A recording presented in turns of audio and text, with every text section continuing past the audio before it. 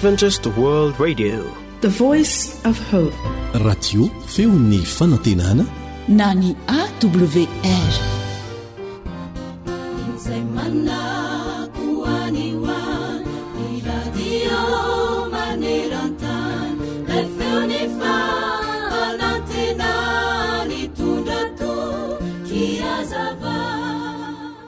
Nisy lehilahy mpanan-karena mpanefoefo anankiray izay tsy mino an'Andriamanitra, nefa dia nandreny amin'ny tambanivohitra anankiray izay mahantra dia mahantra tokoa, kanefa nalaza tamin'ny fahaizany mamaly ny fanontaniana rehetra izay napetraka taminy. Indray andro dia nifanena tamin'io tambanivohitra mahantra io ilay lehilahy mpanan-karena ka nanontany azy hoe: reko fa mahalala tsara ny voalaza ao amin'ny Baiboly ianao a? Azafady ary mba lazao ahy, mba firy metatra moa ny lamba izay ampitafian'Andriamanitra, satria voalaza ny mpaminany fa manerana ny tany sy ny lanitra izy. Dia nieritreritra kely aloha ilay tambanivohitra, izay vao namaly tamin'ny mpanajana ilay lehilahy mpanan-karena hoe: ataoko tompoko lahy, fa 4 na 5 metatra dia ampy tsara hitafiny. Ahoana hoe? Hoy ilay mpanan-karena, 4 na 5 metatra monja ve dia ampy hitafian'Andriamanitra? Ao amin'ny Baiboly ve no nahitanao izany? Ao dia ao tokoa tompoko izany, hoy ilay lehilahy mahantra. Niteny mantsy Jesosy indray mandeha hoe: tsy manan-kitafy aho dia notafianareo, fa arak'izay efa nataonareo tamin'ireo rahalahiko kely indrindra ireo no nataonareo tamiko koa. Koa raha izany dia 4 na 5 metatra dia ampy tsara hitafian'ny mahantra anankiray izay rahalahin'i Jesosy. Tsy nahita navaly ilay mpanan-karena, ary dia nanohana ny fony tokoa izany voalaza izany, ka nanomboka hatramin'izay dia nividy akanjo vaovao isan-taona ho an'ilay lehilahy mahantra, ity lehilahy mpanefoefo manan-karena ity. Ry mpiaino jaina, raha nahazo fifaliana isika ka te hamaly soa an'Andriamanitra, dia ny mahantra manodidina antsika no asain'i Jesosy ampisehoana izany fitiavana izany. Fa raha misy manao hoe tia an'Andriamanitra kanefa mankahalany rahalahiny dia mpandainga izy, ataony ahoana tokoa no fitian'Andriamanitra izay tsy hitany masony? Dia ho tanteraka amintsika rehetra ary ho tanterahantsika rehetra tokoa ane, izay voalaza ao Matteo 5:20 manao hoe: arak'izay efa nataonareo tamin'ny anankiray amin'ireto rahalahiko kely indrindra ireto no nataonareo tamiko. Amen. Sanandro mofunaina rasoawampu fazamalaina fatumuchani andriza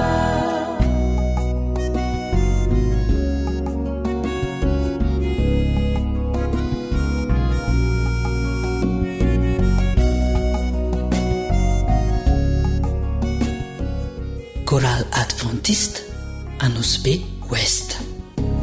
Inni mangalavoko isikizanyanyete savaponetsy maso satotsy mifangati farazao ity zao nasaiko marinana ratsy manana ny Kristi uverana uvereti risakaizako punena ny tompona miangavizy mitoreo hoe mifankatiavy anareo aza de mafifo esurireu lulupu mitalao aminao Kristi maizare mifankati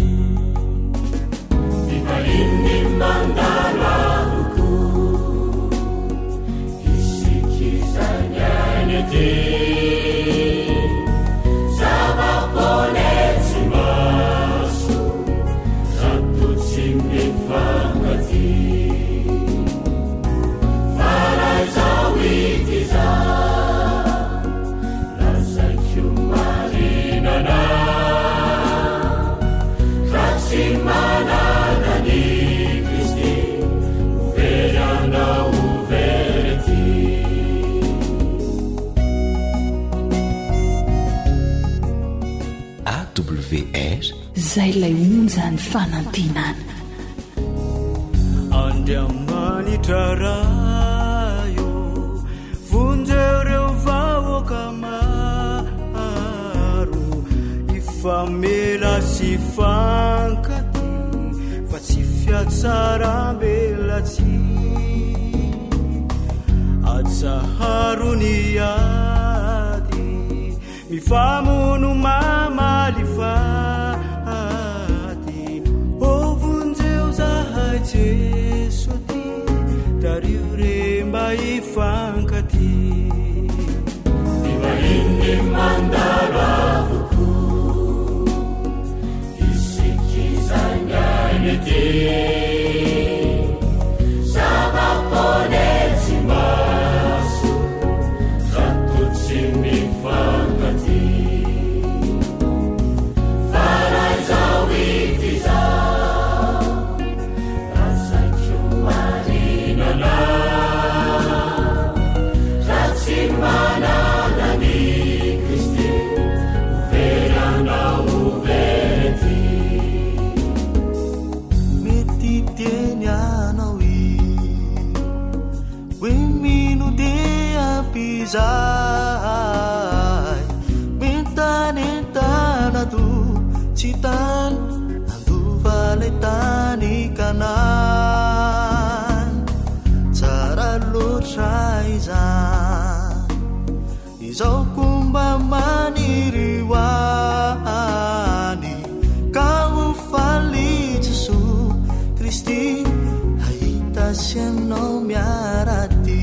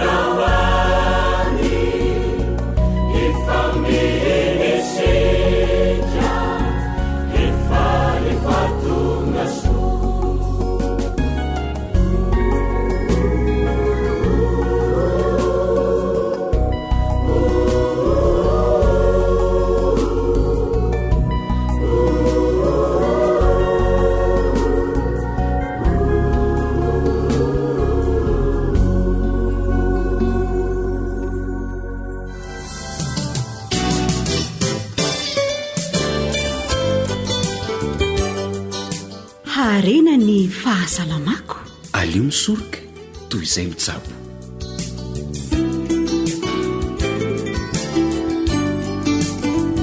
salama aby mpiaino mankasitraka anao an-trany manaraka ny fandaharana vokarin'ny AWR hiaraka tokoa sika mandritra ny minitra vitsivitsy koa dia manasanao angilatsofina hankafy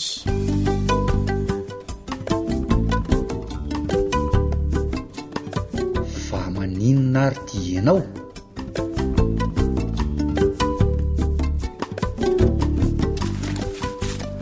Rodolphe fa inona ihany ty iodikodinany ranotrano ty otary eo ihany any ianao ty fa tsy tamavy fa mbola miomana sady tsisy tary zany io raha matotia andro vao firy zao ay ary misakisana aloha ianao fa tsisy aminosako an'ity sakafo ty ohatra lirisy nareo mbahambahana tsy hita hoe ahoana raha tsy miasa eto ny olona tsy miomana eto rangary Dolphe fa inona ary ty filambany tiry mavo ka tsy vo ianao ve ny tonga nanatona tetiko hoe zandray ny lazainao mbana fa inona loatra ary ty makizitinzitina anao ty tato ato ary sody mba tentenena foana eo raha tsy torahako amin'ity kopy ty iza makizitina eo fa tsy nareo ka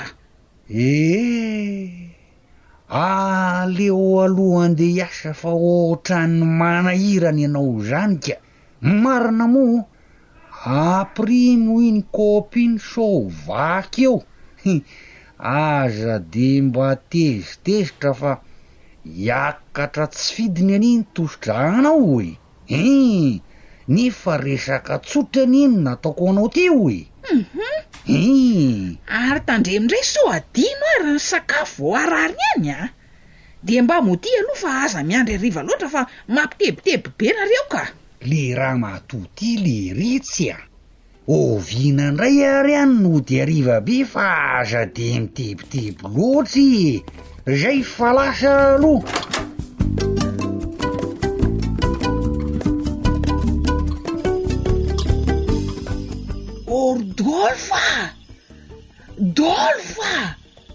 Ordolfa be a mivoaza.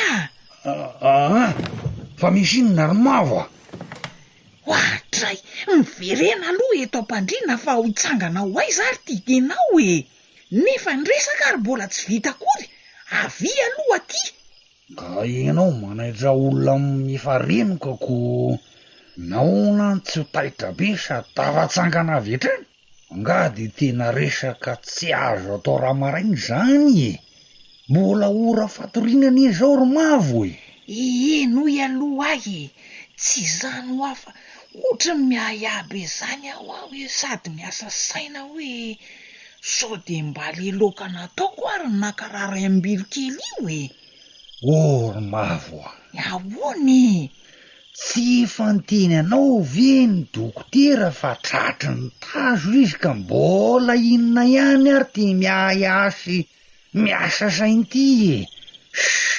Sady le zazy efa nahazo fanafody. Efa matoko tsara fa mba matoriso ianao ndray no anaitra azy io. Marina moa ary oko se fa matory am'izay ka. Marina zany e. Fa alohan'ny atorinao aloha Rodolphe fa efa midy tsara daholo moa ny trano ao a. Le raha matoty le retsy a. Ka marina zaniko so de misy manoka teo amin'ny tranoko. Fa inona loatra nahazo anao androany e? Mora tezitra, kizitina, miaya lava. Trano efa midy efa oviana rangah. Mbola mampanazy ihany. So de mba tokony ho any amin'ny dokotera ty ianao tika. Tena tsy mavo mihitsy zany. Matory am'izay ary e.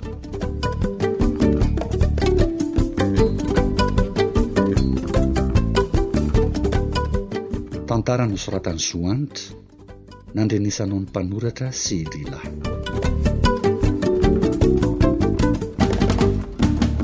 Zavatra mety efa nahazo antsika tokoa zany hoe mora tezitra, gizitina, miayasy mitebiteby lava, nefa tsy tena toetrantsika izany, fa inona no mitranga amin'ny vatana no mahatonga izany. Zao tokoa mantsy ny fiahiahina be loatra de mety mitranga vokatry ny tsy fahampian'ny glucose ao anatin'ny selan'ny atidoha. Ireo selan'ny atidoha ireo de mila famatsiana glucose sy oksigène mandrakariva. Fa raha toa ka tsy misy na tsy ampy glucose na oksigène ny selan'ny atidoha de mety hiteraka fahasosorana mora foana izany, na tebiteby be, na ihany koa fiahiahina. Inona ary no tokony atao, fihetsika tsotra tokony atao? Anampy ianao hitondra glucose natoraly izay tena ilain'ny selany amin'ny atidoha tokoa ity ranom-boankazo marihitra na smoothie manaraka izay atoro anao ity. Inona avy ny zavatra ilaina? Akondro 2, tokotokony eo amin'ny 100 grama eo ny iray. Frezy iray tasy, eo amin'ny 50 grama eo. Ronono azo avy amin'ny voanio 4 sotro, 4 sotro fihinanana io ny voambarim-bazaha na germe de blé 2 sotro, ka eo amin'ny 9 grama eo ny iray sotro. Tantely 2 sotro fihinanana zany, ary ronono ny avoanina iray tasy, tokotokony eo amin'ny 500 mililitatra eo, fefalitatra zany. Raha tsisy moa izay rononony avoanina izay dia azo soloina ronono soja. Averiko ilay fangaro ilaina: akondro 2, frezy iray tasy, ronono azo avy amin'ny voanio 4 sotro fihinanana, voambarim-bazaha 2 sotro, 2 sotro fihinanana ihany koa, tantely 2 sotro ary rononony avoanina iray tasy na ronono soja. Eo amin'ny 5 litatra eo izay ronono soja na rononony avoanina ilaina izay. Ahoana ary ny fikarakarana azy?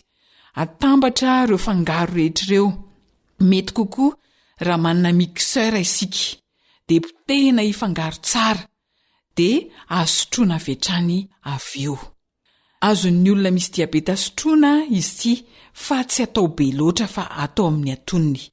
Io zany dia miady amin'ny fiahiahiana be loatra, miady amin'ilay fahakizitinana sy fahasorenana raha toa ka tsy ampy na tsy misy glukôzy ao amin'ny selan'ny ati-doha. Dia manaova zany io ranom-boankazo marihatra io. Nalaina tao amin'ny tahirikevitry dokotera Georges Pomplona izany torohevitra avy amin'ny ranom-boankazo ahasoanao izany.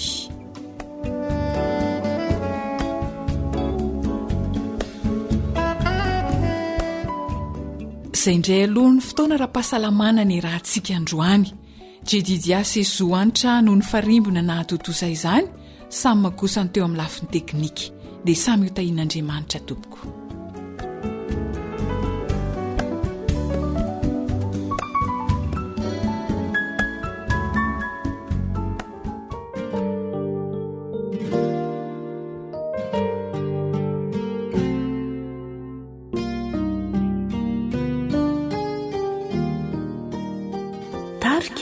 Eva zay toerana mangina no ilaina, rave saram-paorina reny saina, zay tontolo tena tony fiainana ambony no katsaura teo sambatra ianao azalana tsara ny avizanana azonao atao no sambatrindray valaya sambarana omeny samaraina dia feno sy mandrakizay azalana tsara ny avizanana azonao atao no sambatrindray valaya sambarana omeny samaraina dia feno sy mandrakizay. Ankoatra ny fiainoana amin'ny alalan'ny podcast dia azonao atao ny miaino ny fandaharany radio AWR sampana teny malagasy amin'ny alalan'ny Facebook isanandro amin'ny ity pejy ity AWR feon'ny fanantenana. Akaina jesosiany no efanan'olotsaina raha toka feno loatra reratsaina tafaotra oekevre atsaro reatre azalana tsara ny avizanana azonao atao no sambatrindray valaya sambarana omeny samaraina dia feno sy mandrakizay azalana tsara ny avizanantsaina azonao atao no sambatrindray valaya sambarana omeny samaraina dia feno sy mandrakizay valaya sambarana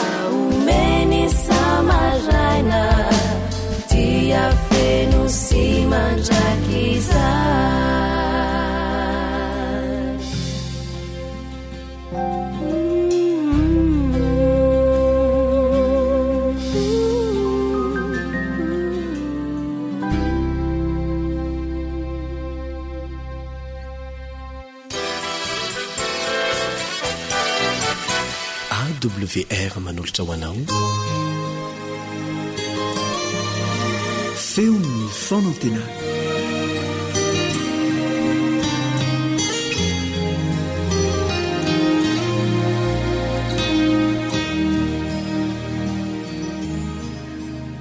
ry mpiaino malala mbola faly miaona aminao indray ahafahantsika mifantoka tanteraka amin'ny tenin'Andriamanitra fiainana vaovao ao amin'ny Kristy.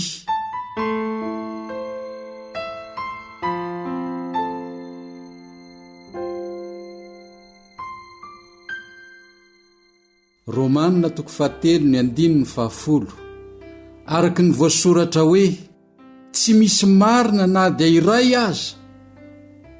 Ao amin'ny 7:20 ao amin'ny 7 ihany dia hoiko izy manao hoe fa samy efa nanota izy rehetra ka tsy manana ny voninahitra avy amin'Andriamanitra. Ny devoly dia miseho amin'ny endrika maro samihafa entina anababonanao tsy hiverina ao amin'ny fitiavan'Andriamanitra. Misy ihany koa ireo izay mahalala ny fisian'Andriamanitra saingy ny mampalahelo dia tsy mahalala afa-tsy ny tompontsoany rery ihany. Toy izany ity tovolahy manan-karena iray. Araky ny voalaza ao amin'ny filazantsara ny soratan'i Marka 10 manomboka amin'ny 7:70. Marka 10:70 sy ny manaraka rehetra.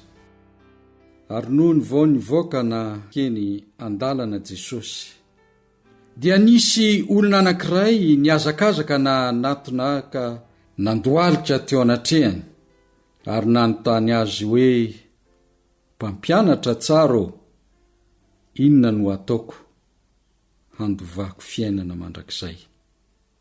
Ary hoy Jesosy taminy, nahoana no ataonao hoe tsara? Tsy misy tsara afa-tsy iray ihany, dia Andriamanitra. Fantatrao ny didy hoe aza mamono olona, aza mijangajanga, aza mangalatra, aza mety ho vavolombelona mandainga, aza manambaka, manajany ny rainao sy ny reninao. Ary hoy izy taminy, mpampianatra, izany rehetra izany efa notandremako hatry ny fony aho mbola kely. Ary hoy Jesosy nijery azy tsara dia tia azy ka nanao taminy hoe diso zavatra ray loha ianao, mandehana amin'ny dio izay rehetra nananao ka omeo ny malahelo dia hanana rakitra any an-danitra ianao ary avia anaraka dia nanjombona tery ny tarehany tamin'izany teny izany ka niala tamin'ny alahelo izy satria nanana rena be. Rehefa toizantsika ny tantara na ireo mpianatra niaraka tamin'i Jesosy Kristy aza dia talanjona ihany teo anatrehany izany resaka ny fanaovana Jesosy Kristy tamin'ilay tovolahy mpanan-karena izany. Ka hoy Jesosy hoe moramora kokoa ny hidirany rameva amin'ny vodin'ny fanjaitra noho ny hidirany manan-karena amin'ny fanjakan'Andriamanitra. Dia talanjona indrindra izy ka nanao taminy hoe iza indray no azo vonjena, fa Jesosy nijery azy ka nanao hoe raha amin'ny olona dia zavatra tsy hainy izany, fa tsy mba tahaka izany amin'Andriamanitra, fa ny zavatra rehetra dia hain'Andriamanitra. Ary mbola namafisy ny lioka izany ao amin'ny 7:70 amin'ny boky izay nisoratany, 9:7. Hoy izaho aminareo, fa raha tsy mibebaka ianareo dia horingana tahaka azy koa ianareo rehetra. Ny dingana voalohany sady lehibe indrindra dia ny fibebahana. Tsy maintsy fatarinao sy ekenao fa mpanota ianao ary miaiky marina fa diso ka manaiky fa mila mpamonjy. andeha hojerentsika koa ny teny izay soratany apôstôly Paoly ao amin'ny Koritianina 1:2 ka hatramin'ny 9:10. Fa isika tsy nandray ny fanahiny izao tontolo izao, fa ny fanahy izay avy amin'Andriamanitra, mba ho fantatsika izay zavatra nomen'Andriamanitra atsika. Izany koa no lazainay, tsy amin'ny teny ampianariny fahendren'olona, fa amin'ny teny ampianariny fanahy. Raha milaza zava-panahy amin'izay olona araky ny fanahy izahay. Fa ny olona izay araky ny nofo ihany dia tsy mba mandray izay amin'ny fanahin'Andriamanitra, fa fahadalana aminy izany sady tsy azony, satria araky ny fanahy ny amantarana izany. Fa ny olona araky ny fanahy kosa dia mahafantatra ny zavatra rehetra, kanefa izy tsy fantarin'ny olona, fa iza no nahafantatra ny sain'ny Tompo mba hampianatra azy, fa izahay manana ny sain'ny Kristy. Ao amin'ny asan'ny apôstôly ihany koa, 5:1-30 dia miteny amintsika izy manao hoe: izy nasandratry ny tanana ankavanan'Andriamanitra ho tompo sy mpamonjy, anome fibebahana sy famelan-keloka ho an'ny Israely. Eny ry havana, tsy maintsy mangataka amin'Andriamanitra isika mba ahafahantsika mandroso amin'ny dingana voalohany dia ny fibebahana marina. Amin'izay fotoana izay ho fampahafantaran'Andriamanitra anao fa mpanota marina ianao ka mila mpamonjy. Ny fibebahana homen'Andriamanitra no mitondra sady mampafantatra atsika fa tsy ampy fiainam-panahy ao amintsika, fa diso isika, manomana antsika ho amin'ny dingana faharoa, dia ilay atsoina hoe fiekekeloka. Hiaraka hivavaka isika.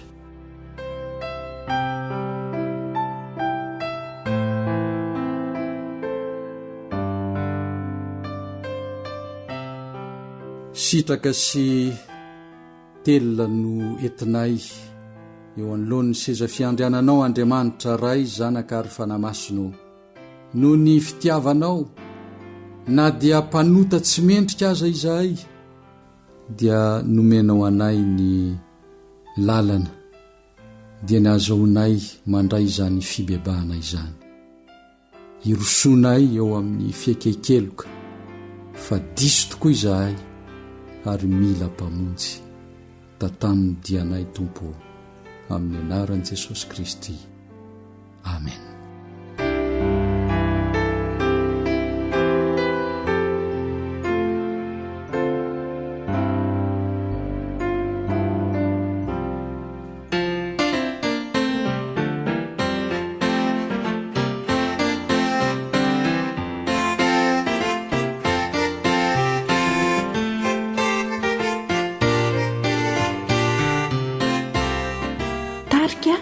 Roama.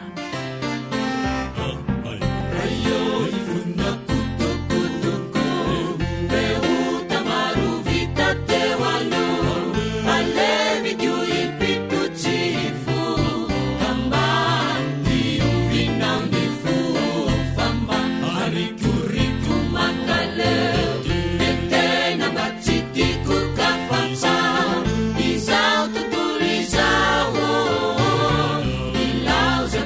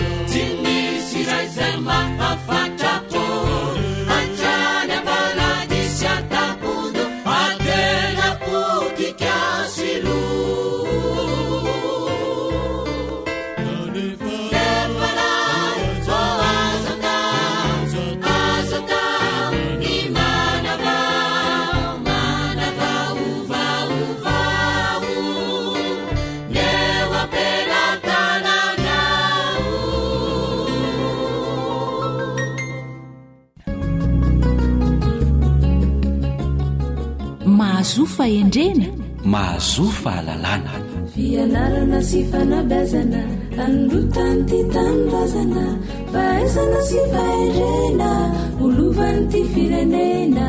Darena zareo tsy maharitra fa tsara manajery lavitra, ny fianarana re azajanona fa manomanana olombanina.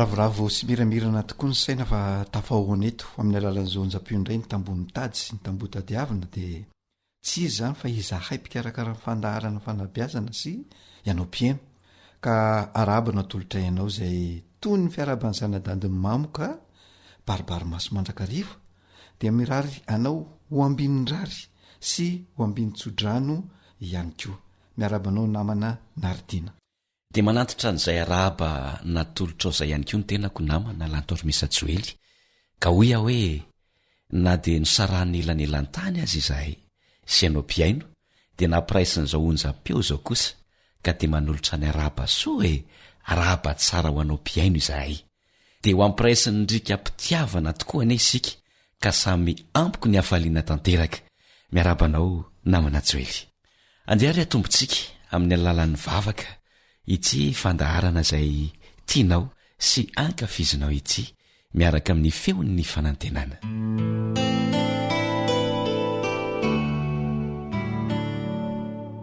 rainay tsara sy mahazo indrindra zay ny an-danitro atolotra anao ny tera sy ny laza sy ny saotra izay efa anao hatry ny taloha anao ankehitriny ary anao mandrakizay fa na lehibe sy masina azy ianao dia mitsinjo anay ety ambonin'ny tany nijery anay satria zanako solonao izahay misaotra indrindra ny tsy famendrena dia irenay fa efa voafafanao no ny rason'i Jesosy Kristy dia mankasitraka Jesosy io ny amin'ny solona nataonao fanavotana anay dia inonay avetrany ihany koa fa efa navotanao avokoa ny ray aman-dreny ny zanaka ny ankonana ray manontolo satria efa nalatsako ny ranao dia anjaka mandrakariva ao nivo nytokantrano nisy renene izany fanainao masina zany mba tonga azy ireo iompopo mandrakariva iray saina ary ifampitantana dia miainao zany vavaka izany Jesosy malala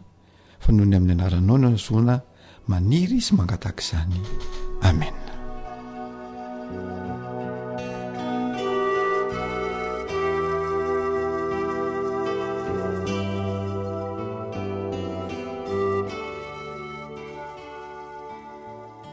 misaotranao namana joely ny tondram-bavaka ny amin'ny tenyity kosa ndray ary manahoana ny endrikendrika mety fampiresantsika atao anatin'ny fandaharana ya raha miresakitsika zany mandrakariva namana naritiana tamin'ny fandarana tany aloha dia niresaka n'le hoe ny azo vitatana ampiainana efa vitatsika ilay hoe ny niaviko tany amin'ny fandarana tany aloha tany dia efa niresantsika ihany koa le hoe ny ankehitriniko fa androantsika dia iresaka ny atao hoe ny hoaviko raha jerena ilay kisary izay efa nambaratsika tany am-boalohany hoe misy kisarina hazo anankiray a dia nainga tany amin'ny fakany nandalo teo amin'ny tahony dia izao kositsika dia mandalo any amin'ny ravina ny voninkazo ny voankazo sy ny tao madinika isan-karazany raha reo zany no jerena sobanjinina dia mamaritra ny atao hoe ny faniriko na ny tanjoko ho anao tanora na zatovo zany reo zany mamaritra azy hoe ny fanirinao sy ny tanjonao zay aseho antsary amin'ny alalan'ireo voankazo sy ravina ary voninkazo ireo dia inona zany ianao zao mety ho tanora ianao mety hoe mbola mianatra dia manana ny hoavinao anao mety hoe anala BPC zay zany le fanirinao sy ny tanjonao ary ny hoavinao mety koa misy ankizy tanora anala baka de zay le hoaviny zay le tanjony de misy ihany koa ny fianarana zay tiana atao sy ny lalam-pifanana tiana izorana mety efa afaka baka dia manana an'izany atao hoe miditra eny amin'ny anjery manontolo dia manana ny lalam-piofanana zay tiana isorana sy tiana oratovina. De rehefa vita zay de mieritreritra ny asa am'izay ianao satria fanirinao sy tanjonao rehefa mavita amin'ny fianarana dia anana asa kanefa mialohan'ny fananana an'le asa dia eo aloha ny diplôma. De io diplôma io zay anananao no mamaritra ny asa zay mety ho azonao sy ny asa zay tianao ho atao arakaraka ny diplôma io. Aoka ianao tsy eritreritra mihitsy hoe tsy manana baka na tsy manana BPC nefa manana tanjona anana asa ambony, zany de tsy misy fa miakina amin'ny diplôma zay anananao ny asa zay mety ho hitanao. De rehefa mahita asa ianao dia mieritreritra am'izay hoe mba te hanambady am'izay mieritreritra am'izay ianao hoe iza mba mba tiako ho azo vady manao ahoana. Indraindray de mipetraka le fanontanian'ny lehilahy na fanontanian'le vehivavy hoe vady tsara tarehy kanefa ny tena tsara de tsy le hoe vady tsara tarehy, tsara le hoe tsara tarehy tsisy maharatsy azy fa ny zavatra tsara petraka raha metraka le tanjona de hoe iza ny vady afaka ny famelona amiko amin'ilay zanako, afaka hiaraka anabe amiko ny zanako mba hananan'lay zanako ho avy tsaratsara kokoa mba hatonga azy olomendrika sy ilaina eo amin'ny fiarahamonina. Dia rehefa hitanao zay de faritanao am'izay hoe firy ary nisan'ny zaza zay tiana hiateraka, tiana mivady hiateraka, anjaranareo mamaritra an'izay satria ao anatin'ny ho avy daholo zany rehetrarehetra zany. Fa ao anatin'izay dia misy ao amin'le kisarina mananaritiana de ataontsika hoe misy ny masoandro, misy ny rahona, misy ny tselatra, misy ny rivotra. Dia raha jerena zany le sary rehefa mahita an'ireo zavatra voalaza iretsika de ny fieritreretana ny hoavy zany no voalaza eo. Ny hoavy zany zay lazaina ihany koa hoe vita mety hoe eritreritra zavatra tsy hita maso mbola tsy vita, reo zany no miteraka nofinofy, reo no miteraka tanjona ary reo miteraka tombatombana. De reo fanombatombanana rehetrarehetra reo nefa namana anaritiana de tsy maintsy misy na io misy masoandro, na io misy rahona, na io misy tselatra, na io misy rivotra zay tsy nirinao fa tsy maintsy atrianao reo rehetrarehetra reo. Ahoana zany namana Joely no afahako na afahantsika rehetrarehetra mihitsy miatrika n'zany zavatra ho avy rehetrarehetra zany, nofinofy, ny tanjona, ny tombatombana sy ny maro samihafa. Mba ahafahanao zany miatrika izany ho avy zany de zao tsy maintsy alohanao mametraka dingana, tsy maintsy mametraka vina ianao fa tsy misy mihitsy hoe za anana tanjona anankiray fa tsy ametraka vina. Diso zany fa tsy maintsy mametraka vina ianao. De zao andetsika anolotra sosikevitra ho an'ny mpiaino antsika hoe reto ary misy dingana 7 zay atolotra mba ahafahanao miatrika zany ho avy zany. Mety tsotratratsika daholo izy dingana 7 fa zay tratratsika am'ty anity no ho lazaina zany de ho resahantsika indray ny amin'ny manaraka satria ny fotoana mazava loatra tsy azo tazonina ny atao misimisy ihany manapetro io fotoana io fa anomboka tsika amin'ny dingana voalohany. Ny dingana voalohany zany dia mametra tanjona mazava. Tsika zany no tenen'izany hoe aoka ianao tanora ahay mametraka tanjona mazava. Fa rehefa mametraka tanjona mazava sy mieritreritra no avinao ianao de tsy maintsy misy ny tombatombana zay ataonao ary misy ihany koa ny fanarahana ny dingana, zany hoe le dingana dingam-pandrosoana zany tsy maintsy arahanao io. De fatarinao ao anatin'izany hoe manahoana ny herinao, manahoana ny hery mbola ilainao ahafahana mahatratra ilay tanjona na levina. Fa ao anatin'izany ihany koa de tsy maintsy mamaritra fotoana ianao izay mifanaraka amin'ny hetsika izay atao. Fa izany rehetra zany de voafaritra ny amin'ny tsy maintsy anananao faniriana na vino, ka rehefa manana faniriana ianao na manana an'izay vy zay de tsy maintsy manaiky fa ny saina no mibaiko anao fa tsy ny fihetseham-po zany. Ny saina mibaiko de raha te heritreritra no avinao zany izao de dingana tsy azonao dinganina ny fananana vina na faniriana. Rehefa mieritreritra no avy inona ny dingana de le faniriana de ahoana sy ahoana mahakasika an'izay rehefa manana an'izany faniriana sy vina zany ianao de zao ny zavatra voalohany tokony ho fantatra ao de zao inona ny zavatra ilaina. Ny olon-dehibe de tsy maintsy mahafantatra izay zavatra ilaina satria ianao tanora io de efa eritreretina fa olon-dehibe noho izany de tsy maintsy mahafantatra ny zavatra ilainao zany ianao rehefa mametraka ny vina sy ny faniriana zany. Zay zany no dingana voalohany. Mametraka tanjona mazava mazava tsara. Rehefa vita zay na manajoely mazava tsara zay ary io sotsika indray raha ny dingana manaraka. De ny dingana manaraka zany de ny dingana faharoatsika zao de hoe ekena ny fetra. Ekena zany fa misy ny fetra. I fetra io de misy ny azo oarana nefa misy koa ny tsy azo oarana ka ilaina ny fanampian'ny hafa. Eo amin'le fetra tsy azo oarana zany de ny fanampian'ny hafa no tena ilaina. Ny fanampian'ny hafa zay efa fantatra na ilay olona nampy na le fotoana nomboan'lay fanampiana na ny fotoana ahataperan'lay fanampiana reo zany de efa fantatra hoe olona izy le anampy amin'ity dingana tsy azo oarana ity dia aizy zay ny anomboka amin'le izy de amin'ny fotoana manahoana de fantarina ihany koa hoe aiza ny toerana anampiana amin'ny lafiny inona tsy mandeha akitsapatsapa zany le izy fa tena misy zavatra mipetrapetraka mihitsy hoe aiza ary ny anomboana azy izy aloha le olona de amin'ny fotoana ahoana ny anomboana n'le fanampiana de aiza de rovina ny fatapiran'ny fanampiana io fa tsy hoe ty le fanampiana de tsy fantatra hoe rovina manomboka de rovina mitapitra de lany fotoana io fotsiny ianao tsy vitanao hatramin'le vina fa fantarina mihitsy le izy dia mitoerana amin'ny lafiny inona no anampiana. Zany hoe rehefa mametraka tanjona na vina zany de ilaina ihany koa ny fananana tanjona mazava. De mifantaniana mipetraka ary joely ohatra nefa nyteneninao teo ihany hoe hoaiza io zany ny fantaniana tsara petraka io hoe hoaiza marina moa zany zaty. De rehefa mieritreritra n'le hoaiza ianao de zao mieza zany ianao manana safidy mazava.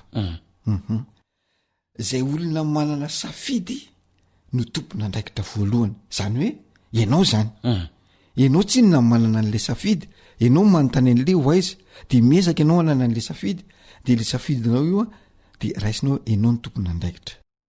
Ny olona mivelatra de sa miatrika ny safidiny fa tsy hoe ny fidy andray zavatra anankiray ianao dia ohatrany tsy sahako indray miatrika an'le safidiko fa matahotra zay le fihetsem-po le nresantsika tany amin'ny fandarana tany aloha hoe marefo sa matanjaka raha-pihetsem-po ianao rehefa eo anatrehana zavatra anankiray de mivelatra ianao zany sa miatrika ny safidy.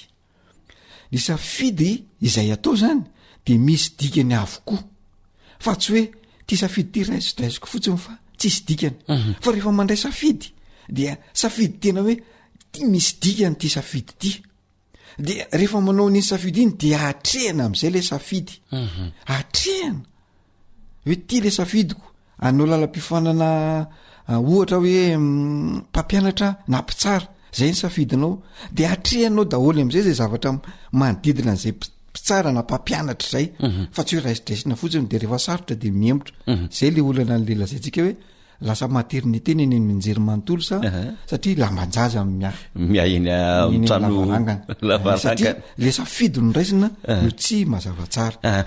Raha ohatra ary ka tia andray an'izay safidy mazava tsara zay namana lantormisa joely misy ve ny dingana tokony arahana sa misy ny fepetra tokony ho takiana mba tena atongavana am'izay atao hoe safidy mazava tsara zay? Io de misy zao ny voalohany rehefa manao an'izay safidy zay ianao de mametraka fanontaniana hoe inona hovalitsika ireo rehefa avy eo iza de aiza de roviana de ahoana ary nahoana fanontaniana enina zany reo de tsy maintsy valianao rehefa mandray safidy ianao hoe inona iza aiza roviana nahoana de tsy maintsy valian'ireo dia zao zany le izy tsy maintsy voafaritra amin'ny alalan'ny fanontaniana hoe inona ny zavatra zay ataonao, inona ny zavatra tokony ho fantatra, inona ny tokony atao.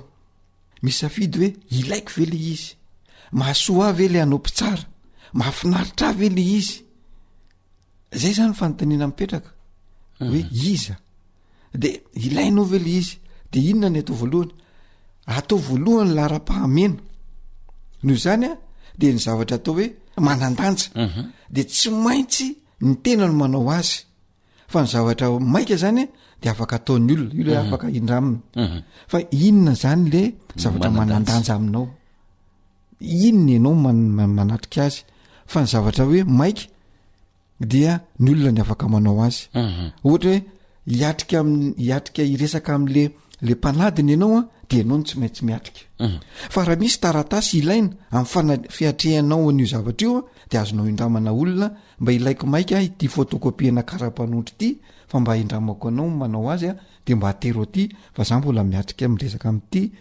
mpampianatra ity ohatra zany hoe le zavatra maika zany zay le izy faritanao mazava tsara zany le zavatra dia ainao zany ny mametraka ny lahara-pahamena atao aloha zay hafezana ny kelikely kokoa zay vo ngezangeza kokoa izany hoe misy lahara-pahamena eo misy lahara-pahamena isan-karazany de misy ny kelikely de misy ny ngezangeza dia atomboka ao any amin'ny zavatra kelikely zany le izy de mingeza de mingeza de mingeza de zay a no anaovanao azy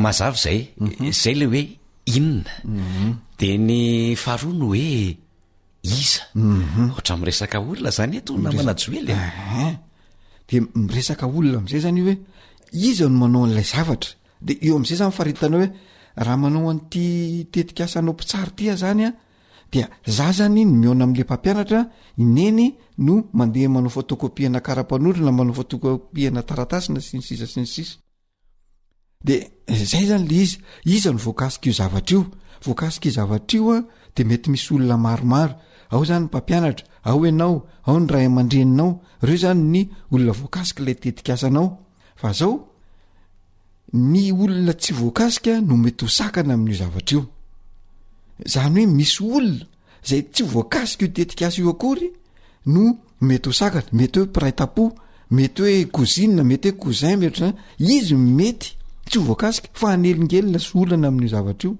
dia resahana izy hoe rehefa tsy voakasika ianao a de mba anjaranao aloha mba mipetrapetraka fa aloha zay manao an'ity zavatra ity de eo amin'ny fanaovana n'le tetikasanao am'izay a de iza no manao inona zay le fizarana andraikitra zany a eo amin'ilay fanataterahanao n'le tetikasa zay anomananao no avy a io zany namana naritiana io le fanomanana ny avy io a tsy voatery hoe fianarana fandresantsika teo hoe na resaka fanambadiana reo de misy iza manao ny zavatra io iza makataratasy any amin'ny commune iza no mandeha any amin'ny mpikarakara ny soram-piakonana ao amin'ny commune sy miona amin'ny délégué au maire sy miona amin'ny bentanàna iza manao an'izay de io zany le zaraina le andraikitra de zay le hoe le kelikely aloha any anomboana azy a de mingeza de amin'ny lafiny tetikasa rehetrarehetra zany io le fanomanana no avy na fianarana io na aso io na inona dia tsara no voasokady sy voazarazara sy misy dingana ohatr'izay foana no arahana mba hafana manatanteraka sy mahatratra n'lay tanjona na le vina sy lay ho avy tiana eritreretana fantaniana anakiroa zay ny voavalina manajoely ny fotoana antsika nefa manapetraka mba tsy azakazana ny amin'ny fantaniana efatra farany a de aleoaloha tapetsika atreo ny amin'ny tian'io itsy mba nanana safidy mazava ny resaka zay natao a engane mba isy fampiarana aloha amintsika de ampiaino rehetrarehetra ihany koa fa ho toizantsika ny fandaharana amin'ny manaraka raha ohatra ka zay ny fitarian'ilay nahary ia dia makasitraka indrindra ny namana naritiana zay niara-ny tafatafa makasitraka no mpiaino indrindra ihany ko no tena kasitrahana satria ianao maheto anay dia ho amin'ny fotoana manaraka indray aonetotsika raha sitrapon'Andriamanitra ny fanirinay dia mba samy anao fampiarana mba ho fanomananao sy fiatrehanao ilay hoavinao mandrapiresaka indray ary eny ary AWR téléphone 034 06 797 62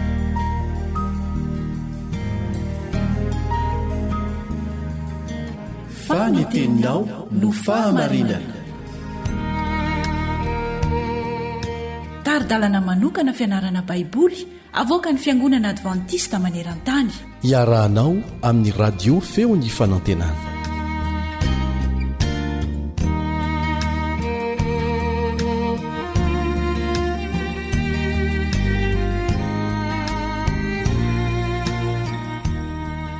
Finaritra ry mpiaino namana, nifantoka amin'ny fanoharana nataon'i Jesosy ny fianarantsika anio. Manasanao anaraka izany hatramin'ny farany ka lebandretsikivy mpiara-mianatra aminao.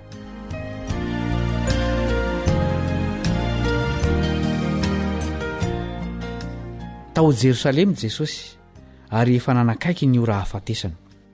Araka ny filazantsarany Matio, ny ora nampianarany farany mialohan'ny Paska dia nolaniny tamin'ny fitantarana fanoharana tamin'ny mpianany. Anisan'izany ny momba ireo virjinina 10 sy ny amin'ireo ondry sy osy. Hitantsika ao amin'ny Matio 5:20 ireo fanoharan'ireo. Mifandray amin'ny fomba tokony hivelomantsika eo ampiandrasana ny fiavian'i Jesosy ireo tantara ireo. Araka izany, tena manandanja ho antsika izay velona amin'izao andro tena manakaiky ny virenan'i Jesosy izao, ireo lesona ao amin'ireo fanoharan'ireo.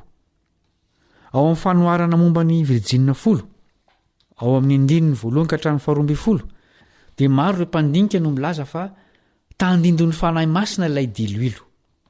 Tsy mandahy izany ilay mpanoratra kristiana Ellen White, saingy milaza koa izy fa maneho ny toetra izany izay tsy azo nizaniza alaina ho antsika. Andeo vakiana mihitsy io fanoharana io. Matio 5:20 ka hatramin'ny 12. Ary amin'izany ny fanjakan'ny lanitra dia ho tahaka ny virjinina 10 izay nitondra ny fanalany ka nivoaka hitsenany mpapakatra. Ary ny 5 tamin'ireo dia adala, fa ny 5 kosa endry. Fa ny adala nandray ny fanalany nefa tsy nitondra solika fitaiza, ary ny endry kosa nitondra solika tao anatin'ny fitondrany sy ny fanalany. Ary raha naharitrela ny mpapakatra dia samy renirehana avy izy rehetra ka dia natory. Ary noho ny mamatonalina dia nisy antso hoe indry ny mpapakatra mivoamba hitsena azy. Dia nitsangana ireo virjinina rehetra ireo ka samy namboatra ny fanalany. Dia hoy ny adala tamin'ny endry, mba homeo kely amin'ny solikareo izahay, fa efa ho faty ny fanalanay. Fa ny endry namalika nanao hoe, sao tsy ampy ho anay sy ho anareo, fa mandehana maka ny ampivarotra ianareo ka mividiana ho anareo. Fa raha mbola lasa nividy izy dia atonga ny mpapakatra. Ary izay efa niomana dia niara-niditra taminy tao amin'ny fampakaram-bady, ary dia narindrina ny varavarana. Ary rehefa afaka izany dia tonga kosa ireo virjinina teo ka nanao hoe, tompoko voay izahay. Fa izy namaly hoe, lazaiko aminareo marina tokoa, tsy fantatro ianareo. Iverenantsika ilay fanontaniana hoe inona ary ny tena asehony diloilo eto amin'ity fanoharana ity. Fanahy masina sa ny toetra kristianina? Ny valiny dia izy roa. Ny fanahy masina no manome toetra tsara ho an'ny olona mandray azy. Jereo ny toetra vokatry ny fanahy masina ao amin'ny Galatiana 5:12-13. Inona avy izy ireo? Fitiavana, fifaliana, fiadanana, faharipo, famorapanahy, fanaovan-tsoa, fahamarinana, fahalemem-panahy, fahononam-po. Tsy voavidy ary tsy azo afindro ireo toetra ireo, fa fanandramany tsirairay miaraka amin'Andriamanitra no azahoana azy ireo. Andeha ho jerentsika ilay fanoharana momba ny ondry sy osy. Manasanao iara-maky ny 1:7 ka hatramin'ny 9. Matio 5:20 ka hatramin'ny 9. Ary raha tonga ny zanak'olona amin'ny voninahiny arahan'ny anjely rehetra, dia hipetraka eo ambony seza fiandrianany voninahiny izy, ary ny firenena rehetra angoniny eo anatrehany, dia hanavaka azy izy tahaka ny mpiandry ondry manavaka ny ondry amin'ny osy, ary ametraka ny ondry eo amin'ny ankavanana izy, fa ny osy eo amin'ny ankaviany. Ary amin'izany ny mpanjaka dia ilaza amin'izay eo amin'ny ankavanany hoe, avy ianareo izay nitahiny raiko, mandova ny fanjakana izay voavoatra ho anareo hatr'izay nanorenana izao tontolo izao. Fanona dia nomenareo hanina, nangetaeta dia nampisotroanareo, ny vahiny dia nampiatranonareo, tsy nanan-kitafy dia nitafianareo, narary dia nitsaboinareo, tao an-tranomaizina dia nivanginareo.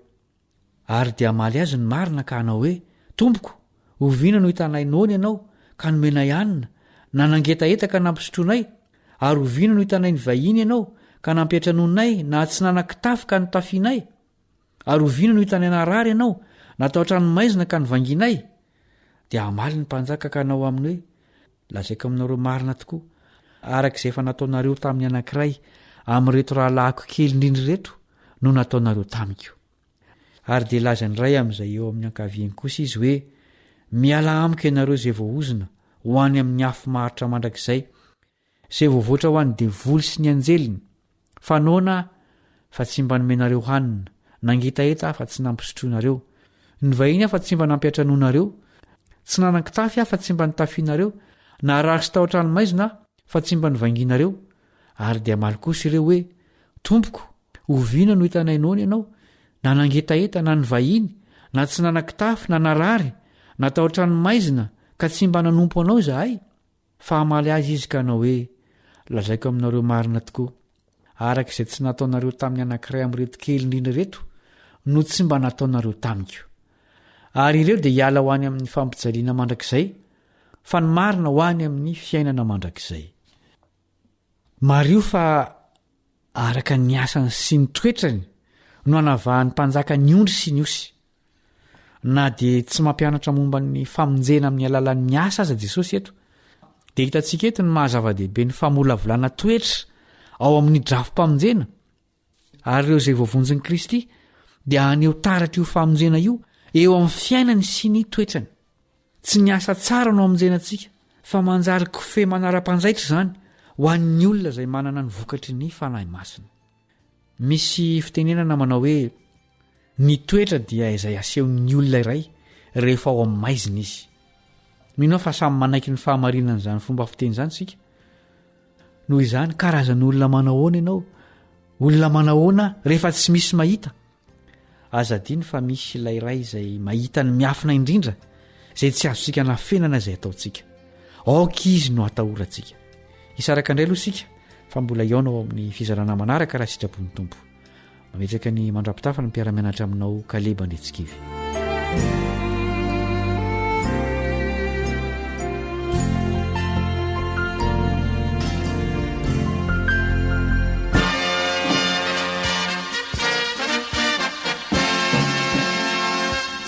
Adventist World Radio, the voice of hope. Radio feony fanantenana. Ny farana treto ny fanarahanao ny fandaharan'ny radio feo fanantenana na ny AWR amin'ny teny malagasy. Azonao atao ny mamerina miaino sy maka maimaim-poana ny fandaharana vokarinay amin'ny teny pirenena mihoatriny 100 amin'ny fotoana rehetra. Raisoaryn'ny adresy ahafahanao manao izany: awr.org na feofanantenana.org.